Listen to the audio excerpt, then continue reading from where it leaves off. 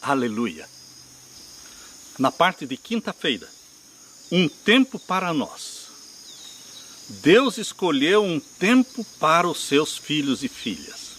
Deus separou este tempo lá no Jardim do Éden, na semana da criação, porque Deus criou o mundo em 6 dias, mas no 7º dia Ele abençoou, santificou o 7º dia. Eu quero ler com vocês aqui Gênesis capítulo 2. Gênesis capítulo 2, verso 1 a 3. Assim os céus e a terra e todo o seu exército foram acabados em 6 dias. Na primeira semana que existiu no planeta Terra, Deus fez tudo em 6 dias. E o que Ele fez no 7º dia? O descanso. Verso 2. E havendo Deus acabado no 7º dia a sua obra que tinha feito, descansou no 7º dia de toda a sua obra que tinha feito, e abençoou Deus o 7º dia, e o santificou. Veja aqui as 3 coisas que Deus fez no 7º dia, e não fez em nenhum outro dia. Porque há pessoas que dizem que o 7º dia é igual a todos os outros dias da semana, porque todos os dias foram criados por Deus. É óbvio que todos os dias foram criados por Deus, mas é óbvio que o 7º dia, Deus colocou 3 bênçãos diferentes no 7º dia, que o diferencia dos outros 6 dias. Aqui menciona Gênesis 2, verso 2 e 3. E havendo Deus acabado no 7º dia a sua obra que tinha feito, descansou no 7º dia. Deus não descansou em outro dia, mas no 7º dia. Verso 3. Abençoou Deus o dia 7º. Não abençoou primeiro, segundo, terceiro, não. Ele abençoou o 7º dia. E o santificou. Ele não santificou, ele criou os outros dias da semana, mas ele santificou só o 7º dia da semana, porque nele descansou de toda a sua obra que Deus criara e fizera. Um tempo para você. No Jardim do Éden, antes de Adão e Eva pecarem, já existia um tempo de 24 horas, o Santo Sábado, para terem comunhão com Deus. Hoje, em todo o Antigo Testamento, isto durou. E em todo o Novo Testamento, isto continua durando. Um tempo a sós com Deus. De 24 horas. É o 7º dia da semana. É isso que nós vamos ler agora com vocês, aqui em Isaías capítulo 56. Abra sua Bíblia em Isaías capítulo 56. Eu faço questão de ler com vocês o capítulo 56 de Isaías. Por quê? Porque ele é muito claro, é muito incisivo. Vocês sabem que quando nós estávamos em Connecticut, como pastor lá, eu conheci lá um jovem chamado Léo. Léo, um ótimo cabeleireiro. Trabalhava muito, ganhava muito bem, e o principal dia de trabalho dele, obviamente, era o sábado. E ele começou a estudar a Bíblia, começamos a estudar a Bíblia com ele, e ele começou a frequentar a igreja adventista brasileira em Bridgeport. E queridos, depois que ele estava frequentando a igreja já há cerca de 2 ou 3 semanas, ele encontrou com o seu pastor, o outro pastor. Ele frequentava a igreja, uma outra igreja. Frequentava uma outra igreja, ele encontrou com o seu pastor no mercado. E o pastor disse: Léo, por onde você anda? Eu não vejo mais você na igreja. Ele disse: eu estou frequentando a igreja adventista. E o Léo, contando para mim, disse... O pastor fechou a cara para mim, disse: Léo, você poderia frequentar qualquer outra igreja, menos a igreja adventista do 7º dia. Foi quando o Léo veio até mim e disse: Pastor Samuel, por que este ódio contra a igreja adventista do 7º dia? Por quê? Me explica, por que ele disse isso? Eu não entendi. Por que ele falou: você pode frequentar, ou poderia frequentar qualquer outra igreja, menos a igreja adventista do 7º dia? Você poderia me explicar por que esse ódio, este preconceito? Eu disse para ele: sim, eu posso. Abra sua Bíblia em Apocalipse capítulo 12. Abra sua Bíblia em Apocalipse capítulo 12. E aqui vamos ler o verso 17.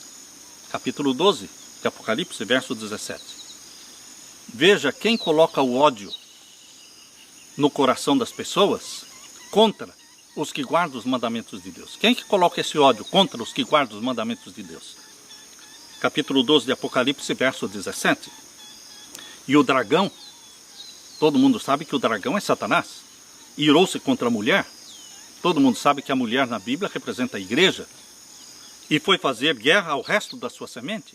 A igreja de Deus, ela não é a maior igreja do mundo. Ela é um resto, é um restante, é um remanescente que existe na terra. O remanescente de Deus que anda no caminho estreito não é uma multidão, não é a maior igreja da terra, não. É um remanescente, é um resto de filhos e filhas sinceros e obedientes. Por isso, o dragão irou-se contra a mulher e foi fazer guerra ao restante, ao remanescente dela. E aqui diz quem são eles, claramente. Eu não escrevi o Apocalipse. Eu não inventei isso aqui. Eu disse para o Léo, isso é o que está escrito aqui, Léo. Por que eles odeiam os adventistas do sétimo dia? Porque diz aqui, os que guardam os mandamentos de Deus e têm o testemunho de Jesus Cristo. Qualquer pessoa que exaltar a lei de Deus, qualquer pessoa que obedecer os 10 mandamentos, será odiado por Satanás. Porque Satanás permite que você aceite a Jesus como Salvador, tudo bem. Desde que você não pare de pecar. Desde que você continue transgredindo os mandamentos de Deus. Satanás sabe que se você aceita Jesus como Salvador e continua vivendo a mesma vida pecaminosa, transgredindo os 10 mandamentos, você vai continuar perdido. Porque quando você aceita Jesus como Salvador, Ele perdoa os seus pecados já praticados. Mas se você continua praticando os mesmos pecados da desobediência, da transgressão da lei de Deus, porque 1 João 3,4 diz que pecado é transgressão da lei, você continua vivendo uma vida de pecado e não uma vida de obediência. Você continua perdido. Então Satanás tem ódio daqueles que aceitam a Jesus como Salvador, mas como resposta de amor a Deus, começam a guardar os mandamentos de Deus. Destes Satanás tem raiva, porque eles deixaram de viver na prática dos pecados conhecidos. E eu disse para o Léo, por isso eles têm ódio. Porque nós estamos exaltando não só a salvação em Jesus Cristo, mas estamos falando que os salvos em Jesus Cristo vão ser obedientes aos mandamentos de Deus. Por isso este ódio de Satanás. E aí, queridos, ele contou para mim que ele foi pressionado por muitos para não guardar o sábado. E ele ficou confuso, porque o principal dia de trabalho dele era o sábado, quando ele ganhava mais dinheiro. Então ele me contou que um dia ele chegou em casa e disse, Senhor, eu estou confuso. Eu vou abrir a Bíblia e eu quero que o Senhor me mostre. Eu não vou ouvir ninguém mais. Eu quero ouvir o que o Senhor tem para me falar sobre o sábado. Se eu devo guardar o sábado ou não. E ele abriu a Bíblia. Ele disse, Pastor Samuel, quando eu abri a Bíblia, abri exatamente em Isaías 56. Exatamente em Isaías 56. E ele disse, eu li Isaías 56. Por isso eu quero ler com você agora também Isaías 56. Porque foi a resposta de Deus para o Léo.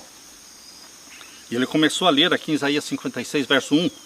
Assim diz o Senhor, mantende o juízo, fazei justiça, porque a minha salvação está prestes a vir. E a minha justiça a manifestar-se. Bem-aventurado o homem que fizer isto, e o filho do homem que lançar mão disto. Veja o verso 2, Isaías 56. Bem-aventurado o homem que fizer isto. Fizer o quê? Que se guardar de profanar o sábado. Era isso que ele estava perguntando para Deus. Ele abriu a Bíblia buscando uma resposta de Deus para ver se ele deveria guardar ou não o sábado, porque muitos diziam que não precisava guardar o sábado. Que se ele guardasse o sábado, ele estava tentando se salvar pelas obras. Não, queridos. Guardar o sábado não é tentar se salvar pelas obras. A salvação não, pelas obras não existe. É pela fé, é pela graça. Mas os salvos em Jesus Cristo, eles são obedientes a Deus, aos 10 mandamentos. O Espírito Santo nos torna obedientes a Deus. E aqui diz, bem-aventurado o homem que fizer isto, que se guardar de profanar o sábado, e guardar a sua mão de perpetrar o mal. Verso 4. Porque assim diz o Senhor a respeito dos eunucos, que guardam os meus sábados, e escolhem aquilo que me agradam, e abraçam o meu conserto. Deus está falando para os eunucos, Deus está falando para os estrangeiros. Estão vendo o verso 3? Não fale o filho do estrangeiro, que se houver chegado ao Senhor, dizendo, de todo me apartará o Senhor do seu povo. Que o estrangeiro, que não era do povo judeu, que o estrangeiro não dissesse, o Senhor vai me desprezar, o Senhor vai me separar, o Senhor não vai me aceitar. O que está dizendo o verso 3 é que o estrangeiro que se aproximasse do Senhor, que não pensasse que Deus o desprezaria, não, nem os eunucos seriam desprezados pelo Senhor. E agora vem a resposta aqui no verso 5. O que Deus faria com o eunuco e o que Deus faria com os estrangeiros? Verso 5. Também lhes darei na minha casa, de dentro dos meus muros, um lugar e um nome. Para quem?